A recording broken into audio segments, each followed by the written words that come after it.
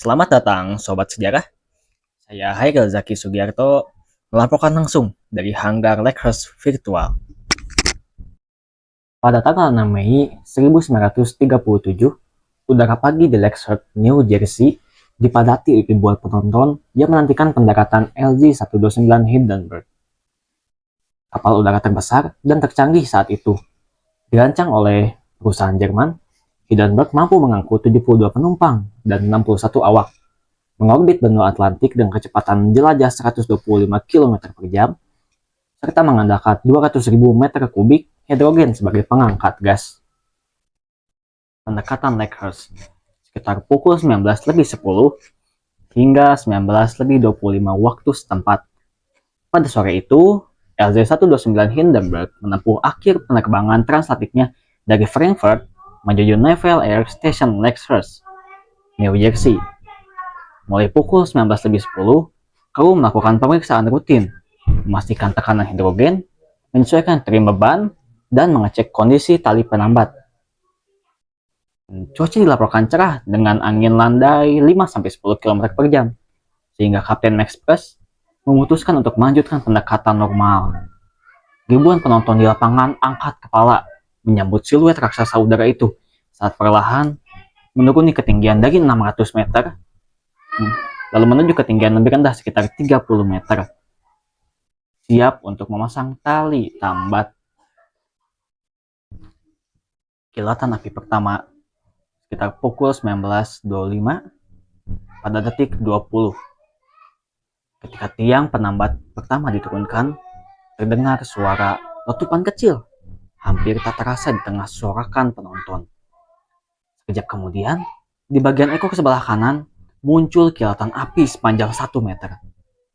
Dugaan awal menyebut percikan listrik statis akibat cuaca kering membentuk busur ke kulit aluminium, memercikan api ke kantong hidrogen. Dalam hitungan detik, gas hidrogen yang mudah terbakar menyala, menciptakan lidah api tipis yang merambat di sepanjang lapisan luar kerangka gondola. Kobaran dan runtuh. Sekitar pukul 19:25 detik 30 hingga 19:26 detik 7 waktu setempat. Tak sampai 1 menit, kobaran api menyala semakin intens. Hidrogen yang terbakar mengembang menjadi bola api mematikan, menyambar ke seluruh badan pesawat. Rangka aluminium dan kain lapisannya yang berminyak dan lapis fluorin memicu ledakan beruntun. Penonton terdiam lalu panik saat bagian tengah Hindenburg runtuh bergoyang, membentuk sudut yang tajam. Dalam tepat 37 detik, struktur kaku raksasa ini ambruk ke tanah. Tulang kerangka terbelah dan terbakar habis, meninggalkan bara mengelegak. Dan penyebab kebakaran Hindenburg diikuti oleh banyak faktor. Yang pertama ada dari percikan listrik statis. Lapisan luar Hindenburg dilapisi cat berfluorkarbon yang sangat mudah menimbulkan muatan listrik statis. Cuaca kering pada hari itu memicu akumulasi muatan dari permukaan. Lalu saat tali penambat bersentuhan, tercipta busur listrik kecil di ekor kapal yang menyulut kantong hidrogen pertama. Lalu ada faktor kedua dari kebocoran hidrogen. Keretakan mikroskopis pada sambungan sel hidrogen akibat getaran selama penerbangan menyebabkan gas bocor ke rongga antara lapisan kain dan kerangka. Hidrogen yang ringan terkumpul dari ekor, menciptakan campuran udara gas yang mudah terbakar. Lalu yang terakhir ada bahan pelapis yang mudah menyala. Cat pelindung berbasis fluorokarbon dan minyak aromat menambah bahan bakar kebakaran, sehingga setelah hidrogen menyala, api cepat menjalar ke struktur lain dan aluminium. Setelah penyebab, pasti ada akibatnya. Nah, akibat lagi kebakaran Hindenburg menyebabkan banyak sekali kerugian. Yang pertama tentu saja kematian dan luka-luka. Dari 97 jiwa di kapal dan area landasan, 36 orang tewas, yang terdiri dari 13 penumpang dan 22 awak, sementara puluhan lainnya luka bakar dan trauma. Banyak korban terperangkap saat struktur runtuh dan terpapar suhu yang ekstrim. Lalu yang kedua ada akhir dari era kapal hidrogen. Kepercayaan publik terhadap airship lenyap seketika. Setelah X-101 Inggris yang juga mengalami kegagalan, era kapal udara ringan dan gas hidrogen digantikan sepenuhnya oleh helium yang lebih aman dan kemudian oleh pesawat sayap tatap.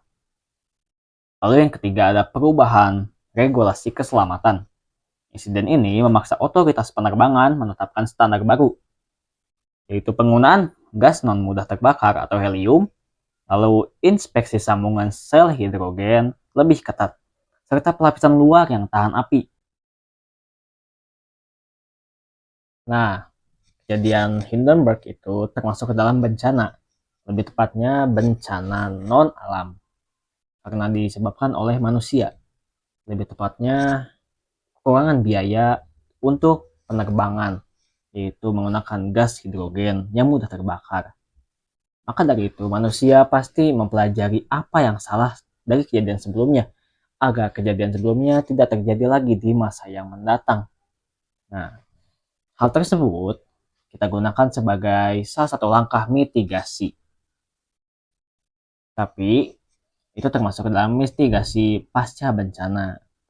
Sebelumnya masih ada mitigasi saat terjadi bencana. Itu yang pertama, evakuasi darurat dan pertolongan pertama.